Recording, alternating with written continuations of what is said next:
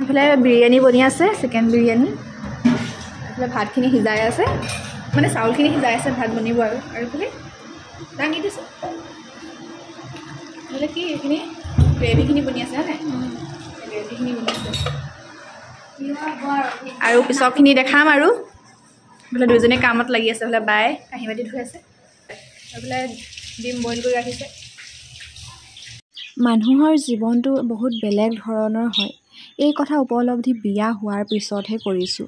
বিয়াৰ আগত সেইখিনি কথা উপলব্ধি কৰাই নাছিলোঁ। মানে জীৱনটো আৰু ৰঙীন এখন পৃথিৱী এনেকৈয়ে আছিলে, চব যেন একেই থাকিব সদায়। সকলোবোৰ সলনি হয়, ৰংবোৰো সলনি হয়। কিছুমানে ভাল ৰং পায়, কিছুমানে ৰংবোৰ ভাল কৰি নাপায়, তেনেকুৱাই হয়। ল'ৰাবোৰৰ কথা নাজানো, কিন্তু ছোৱালীবিলাকৰ যে কিমান পৰিৱৰ্তন আহে নহয় জানো। আগতে এতিয়া বাই ঘৰত যেতিয়াই মন যায় তেতিয়াই আহিছিলোঁ, তেতিয়াই থাকিছিলোঁ, কিন্তু এতিয়া মানে কিবা এপ্লিকেশ্যন দি ছুটী লৈ অহাই লিখাকৈ আহিবলগীয়া হয়। এইবাৰ বাৰু মই ঘৰলৈ আহিছিলোঁ কেইবাদিনো থকাকৈ, সেইকাৰণে লগতে আম্মিহঁতে থৈ গ'লহি বাইহঁতৰ ঘৰত। এতিয়া ভনী আৰু মই বাই আমি তিনিজনী বাইহঁতৰ ঘৰত থাকিম।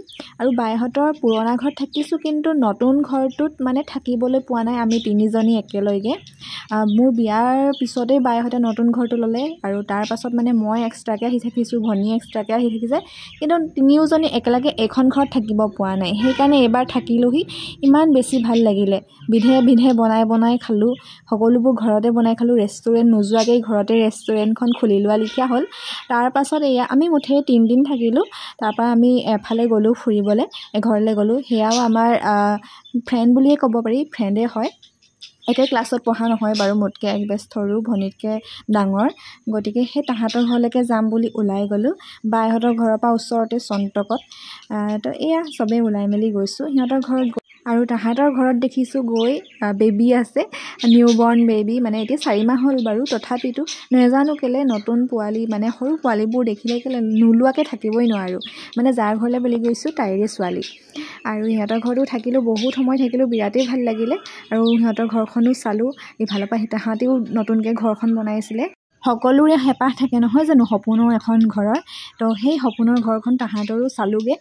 তাৰ আণ্টিগৰাকীয়ে গোটেইখিনি এফালৰ পৰা ধুনীয়াকৈ ৰুমে সোমাই ধুনীয়াকৈ সকলোবোৰ দেখুৱালে, সেইকাৰণে ভাল লাগিলে। আৰু অকণমান ইউনিক হ'লে ভাল লাগে। এইবিলাক আইডিয়া আমিবিলাকে নেপাওঁৱেই, বিশেষকৈ বনাব লাগে, চিধা চিধি বনোৱাহে হয় আৰু। তো এই ছিষ্টেমটো বহুতেই ভাল লাগিছে। আমাৰ টিকলিয়ে দেখি যে কিমান যে ভাল পাইছে, তাই এতিয়া ঘৰত গৈ বাপেকক ক'বই যে পাপা মোকো লাগে এনেকুৱা ঘৰ, মোকো লাগে। সেইবিলাকে আৰু সৰু ল'ৰা ছোৱালী কিনো।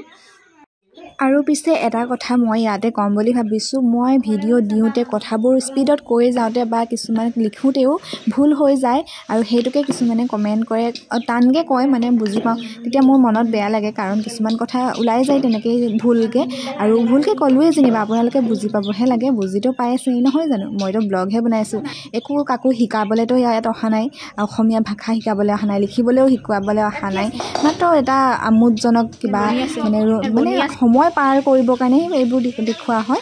গতিকে ভালকৈ ক'লে ভাল লাগে, কিন্তু টানকৈ ক'লে মনটো বৰ বেয়া লাগে মোৰ।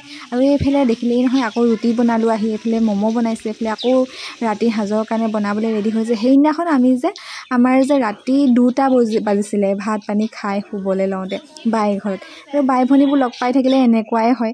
এইফালে ভিণ্টিৰ প্লেটখন ধুনীয়াকৈ এক্সট্ৰাকৈ উলিয়াই দিছোঁ, ভিণ্টি অত্যাখিনি খাবই নোৱাৰিলে।